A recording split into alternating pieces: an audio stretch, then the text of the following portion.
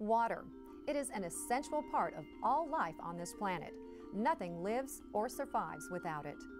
So why do we take water for granted? Is it because it is so easy for us to get? With the twist of a handle, we can have all we want. But can that continue? Do we have enough for our future and our children's future?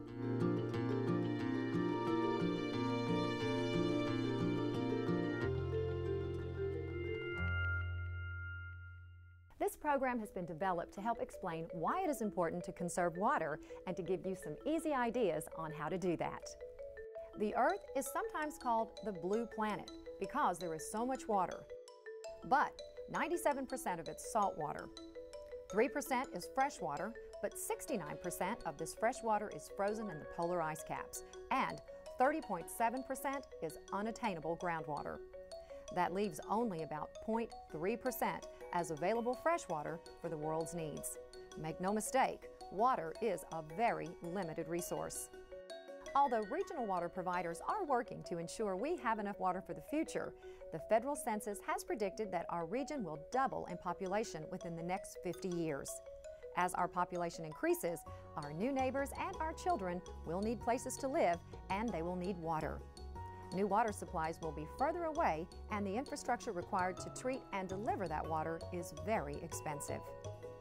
Water conservation is and must be a big part of every long-range water supply plan. By conserving water now, we can delay the cost of building those additional water resources later. Using water wisely now will help preserve this precious natural resource and will also save money now and in the future. So how can you save water? Here are some easy tips on how to save water indoors. One of the biggest water users in your home is the toilet. Pre-1985 toilets use up to 7 gallons per flush. Toilets manufactured after 1992 are required to only use 1.6 gallons per flush, and new high-efficiency toilets use only 1.3 gallons per flush, or GPF. Replacing an old toilet with one of the new toilets can save a family of 4 over 15,000 gallons per year. That's significant savings for your household, and when combined with others, is huge for our region. The day of low-flow toilets that are required for 2 flushes are over. Innovative engineering has perfected modern low-flow toilets to be super efficient. Be sure to check your toilet for leaks. The most common leak is between your toilet tank and the toilet bowl. Put a few drops of food coloring in the tank. Leave it alone for about 20 minutes. Afterwards, if you see color in the bowl, your flapper valve is leaking and should be replaced. Try to remember to perform this simple test at least once a year. Also, if you have a low-flow toilet, be sure to replace the flapper valve with one specifically designed for that toilet.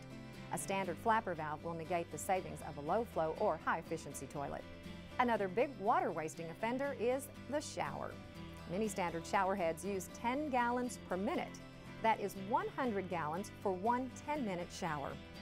By just switching to a high-pressure, low-flow shower head, you can save up to 7 gallons per minute, and you won't even notice the difference. Consider taking shorter showers. You still will get clean in just about 5 minutes. The rest is leisure. Try using a timer or just sing some shorter songs. Remember to run only full loads in your clothes washer. Each load uses between 35 and 55 gallons. If you must wash a few items, be sure to adjust the water level to a small load setting. Only run full loads in your dishwasher too. Automatic dishwashers use between 13 and 25 gallons per load. If you see a leak, repair it. While it may seem like a small amount of water, leaks really do add up. The American Water Works Association estimates that an average of 14% of indoor water is lost to leaks. That is 3,500 gallons per person per year. One faucet leak can be stopped by simply changing a washer. Even more dramatic savings can be achieved outdoors. It has been estimated by the AWWA and the EPA that from 30 to 70% of our drinking water goes to our landscapes. That wide usage range depends on region and weather. The hotter it is, the more water most people use outdoors, regardless of what their plants actually need. A logical solution would be to use plants that are native or adapted to your region. With proper planting, these plants require less maintenance, fertilizers, pesticides, and water. Once established, some of these plants can thrive on rainfall alone. And if you love a particular plant that is more water hungry, be water wise and place it where it is convenient to add supplemental water by hand. Consider planning your landscape by water zones, keeping the plants that need the most water close to your outdoor water source. Plants that are more drought tolerant can be located further away as their water needs are less. And if you use native and adaptive plants, don't forget to change your watering habits. While some native plants will die of overwatered, some can adapt to more water than they need. Remember, once they are established, they will also need less water than the plants that aren't well suited in your area. Start with a plan and plant from there.